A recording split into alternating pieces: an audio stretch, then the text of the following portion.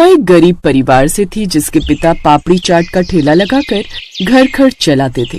उसके परिवार में उसकी माँ और उसके बाबा थे। एक रोज वो अपने स्कूल में लंच करने बैठी हुई थी तो उसने अपना टिफिन खोला जिसमें 2 रूखी सूखी रोटी रखी हुई थी, साथ में थोड़ा सा अचार। ये देख सीमा उदास हो गई।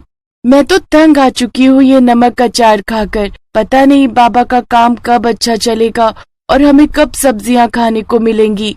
फिर जैसे तैसे मन मारकर उसने उस रोज भी अचार और रोटी खा ली। दरअसल सीमा का परिवार गरीब था और सब्जियों के दाम आसमान छू रहे थे और उनकी इतनी कमाई नहीं थी कि वो इतनी महंगी सब्जियां बनाकर खा सके। लेकिन रोज रोज अचार के साथ रोटी खाकर भी वो परेशान हो चुकी थी। उसी शाम, माँ आज मुझे सब्जी के साथ रोटी खानी है, कितने दिन हो गए सब्जी खाए हुए। हाँ बेटी, बस तेरे बाबा आते ही होंगे, जैसे ही वो आएंगे मैं उनसे पैसे लेकर बाजार से सब्जी ले आऊंगी। लेकिन जब सीमा के बाबा अपना ठेला लेकर घर लौटे तो अभी भी उसके पास उतनी ही पापड़ी बची हुई थी जितनी वो सुबह लेकर गया था। सीमा की माँ को समझते देर नहीं लगी कि आज भी कमाई नहीं हुई है, लेकिन वो सीमा का दिल भी नहीं तोड़ना चाहती थी। इसलिए उसने प्याज टमाटर का मसाला भुना और उसमें पापड़ी का चूरा डालकर उसकी सब्जी बना डाली जो कि सबको बड़ी पसंद आई।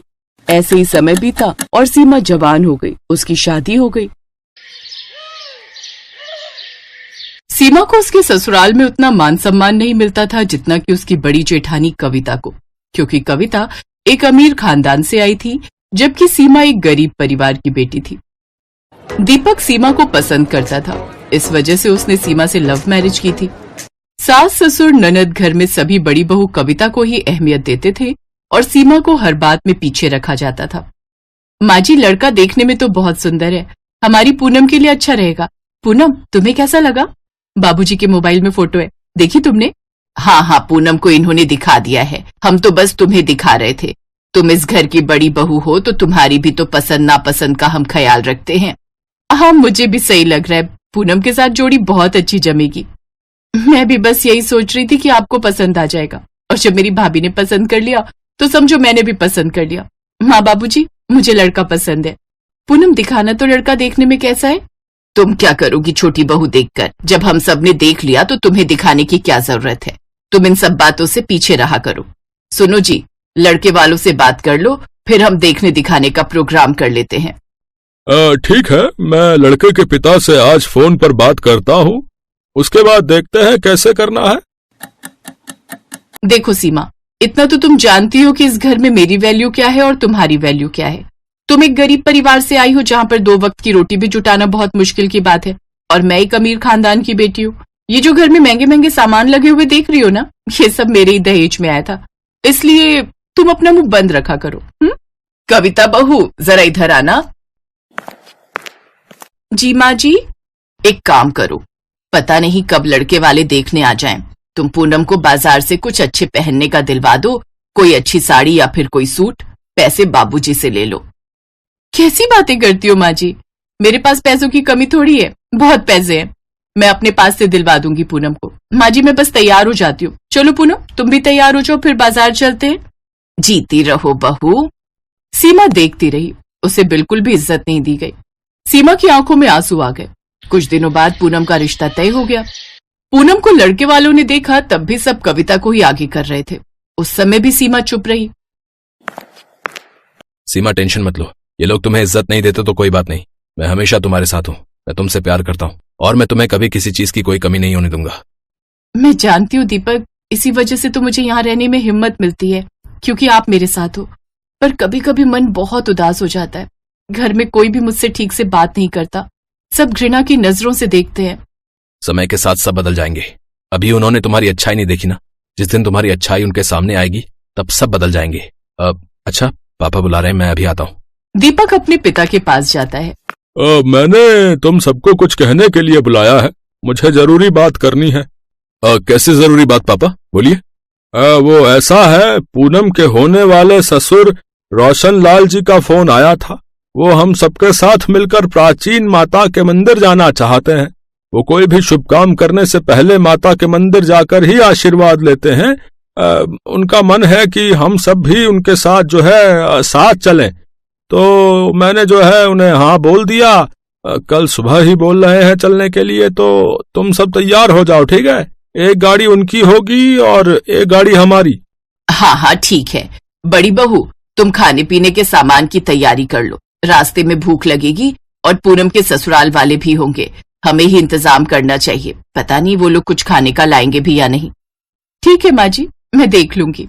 पूनम थोड़ी आलसी स्वभाव की थी, उसे घर के काम करने ज्यादा पसंद नहीं थे। उसने अपनी सास की बात को एक कान से सुना और दूसरे से निकाल दिया। वो तो बस घूमने जाने की तैयारियों में लग गई। अगली सुबह 9 बजे निकलना था। सुबह किसी की भी आंख नहीं खुली, पर सीमा 4 बजे ही उठ गई थी। घर में सब सो रहे थे। सीमा को पता था कि अभी कुछ देर बाद सभी को सफर पर निकलना है और रास्ते में सबको भूख लगेगी, इसलिए उसने कुछ खाना बनाने का सोचा। अरे घर में तो कोई भी सब्जी नहीं है, अब मैं सबके लिए क्या बनाऊं? तभी उसकी नजर सामने रखी पापड़ी पर जाती है, जो कुछ दिन पहले उन्होंने घर में चाट बनाने के लिए मंगवाई थी। वो उसी पापड़ी की सब्जी बनाकर तैयार कर लेती है, साथ में थोड़ी रोटियां भी बना लेती है। तब तक घर में सब उठ चुके थे। सब तैयार हुए और गाड़ी में बैठ गए। रास्ते में क्या खाएंगे ये किसी को चिंता नहीं थी, पर शायद एक सीमा ही थी जो समझदार थी और उसने खाने का सामान रख लिया। पूनम की होने वाली सास सीमा की सास के साथ ही गाड़ी में बैठी थी। सब मिलजुल कर 2 गाड़ियों में बैठकर यात्रा पर निकले। अरे मैंने तो ब्लड प्रेशर की दवाई खानी है, पर दिमाग ही नहीं आया कि खाने का डिब्बा पैक भी किया, पर घर पर ही भूल आई। क्या करूं, उम्र के साथ साथ याददाश्त भी कमजोर हो गई है। तभी तो सोच रही हूँ पूनम शादी होकर घर आ जाएगी तो सब कुछ जिम्मेदारियां संभाल लेगी। माँ, हम लोगों ने कुछ खाने का रखा था, माँ जी को दे देते ही दवाई ले लेंगी। कविता आगे वाली गाड़ी में है, एक बार पूछो अपने भैया को फोन करके। पूनम फोन करती है तो पता चलता है कि कविता ने खाने का कुछ भी नहीं रखा। सीमा गाड़ी में बैठी सब कुछ सुन रही थी। अब उससे रहा नहीं गया और वो बोली, आंटी जी, वो मैंने पापड़ी की सब्जी और रोटियां बनाई हैं। वो घर में सब्जी थी नहीं, इसलिए मैंने वही बना डाली। बचपन में माँ बनाती थी, उन्हीं से सीखा था। अरे वाह, पापड़ी की सब्जी, ये तो सुनने में ही बड़ी मस्त लग रही है। पापड़ी की सब्जी बनाने वाली बहू, जल्दी से परोस देना। ये तो बहुत अच्छी बात है आंटी जी, मैं अभी सबके लिए खाना परोस देती हूँ। तुमने कब बनाई बहू? वो माँ जी सुबह 4 बजे आँख खुल गई थी तो मैंने सोचा कुछ खाने का बना लेती हूँ। सीमा ने एक प्लेट पर रोटी और सब्जी रखकर पूनम की होने वाली सास को दी। भूख भी सभी को लगी थी। सभी ने पापड़ी की सब्जी रोटियों के साथ खाई। सबको वो पापड़ी की सब्जी बड़ी पसंद आई और सबने सीमा की खूब तारीफ की। सीमा के चेहरे पर एक संतोष वाली खुशी थी। अगर सीमा सुबह जल्दी उठकर खाना न बनाती तो आज सब भूखे रहते। पूनम के ससुराल वालों पर भी बहुत बुरा असर होता।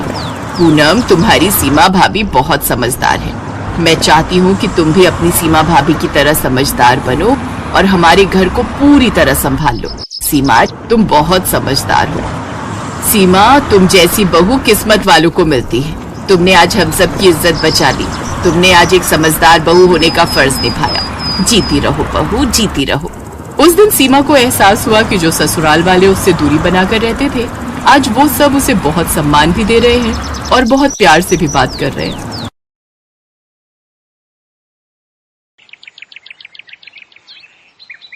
अरे बहन जी, घर की बहू में तो साक्षात माँ अन्नपूर्णा का वास होता है।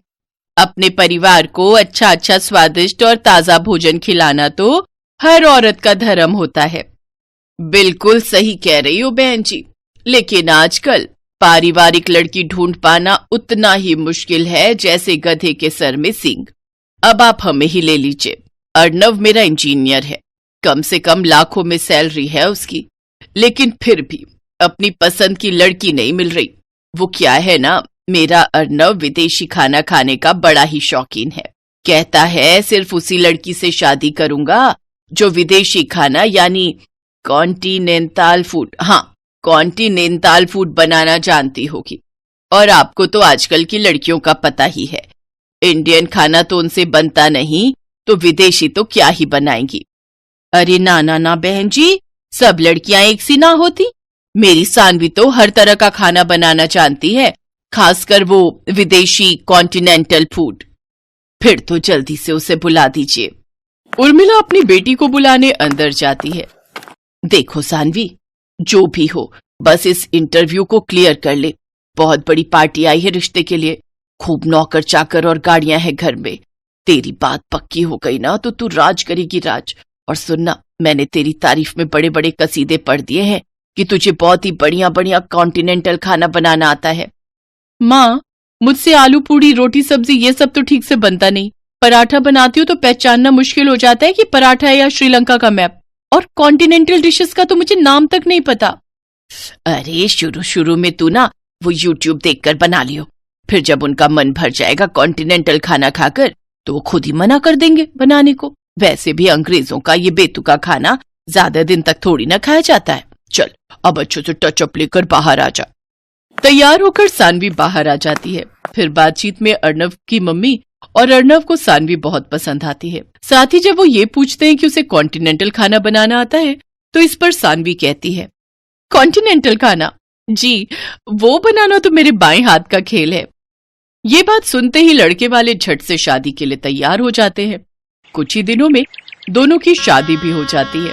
शादी के बाद देखो सानवी, तुम्हारे हाथ के बने कॉन्टिनेंटल खाने की तारीफ तो हमने बहुत सुन ली। अब आज जल्दी से कुछ बढ़िया सा बनाकर खिला दो। अभी बनाकर लाती हूँ।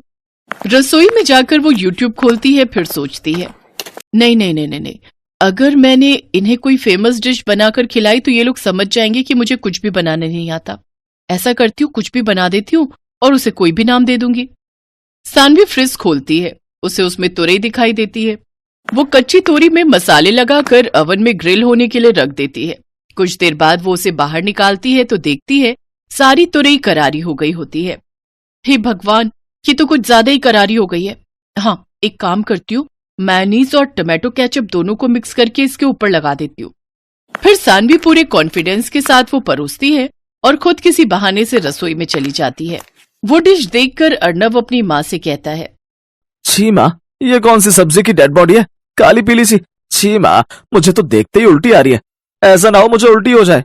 चुप कर तू, पता भी है मैंने कितने कसीदे पढ़े हैं तेरी तारीफों के। तू मॉडर्न है, तुझे विदेशी कॉन्टिनेंटल खाना पसंद है।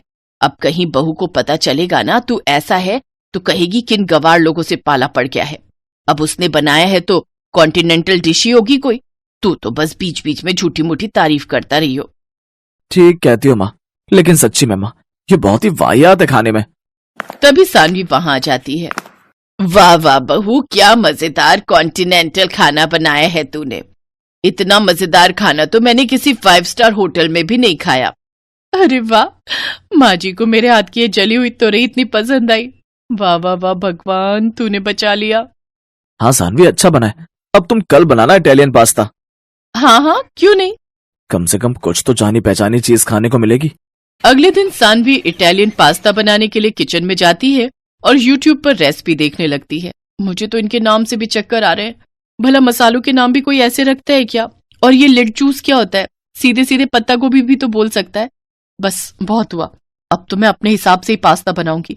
और कौन सा ये अंग्रेज आते हैं हमसे सरसों का साग सीखने जो हम इनका पास्ता बनाए। उस दिन भी यही हुआ। सानवी ने पास्ता में व्हाइट सॉस मिलाने की जगह उसमें अरारोट और कॉर्नफ्लोर मिलाया। साथ ही साथ पास्ता में ढेर सारी लाल पिसी हुई मिर्च भी डाल दी। अब देखना, अब ये इनका आखिरी पास्ता होगा। इतनी लाल मिर्च झोंक के डाली है कि आज के बाद नाम नहीं लेंगे कॉन्टिनेंटल खाना बनाने का। सानवी वो पास्ता लेकर बाहर आती है। वाह वाह वाह, बन गया पास्ता। हाँ हाँ हाँ, लेकिन आज इटालियन नहीं, मैंने आखिरी पास्ता बनाया है। लाला बहू, आखिरी हो या पहला, हमें तो खाने से मतलब है। तू ला झट से प्लेट में निकाल।